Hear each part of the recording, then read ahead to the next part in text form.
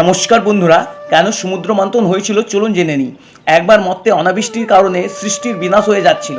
তখন ঋষি দুর্বাসা এই অনাবৃষ্টির কারণ জানতে চেয়ে স্বর্গলোকে যান এবং দেখেন দেবতারা অপ্সরাদের সঙ্গে নাচে গানে বিভোর হয়ে আছেন। তখন ঋষি দুর্বাসা মহাদেবের কাছ থেকে পাওয়া পারিজাত পুষ্পের মালা দেবরাজ ইন্দ্রকে উপহার হিসেবে দেন, কিন্তু অহংকারী দেবরাজ ইন্দ্র ওই পুষ্পের মালাটি তার ঐরাবতকে পুড়িয়ে দেন।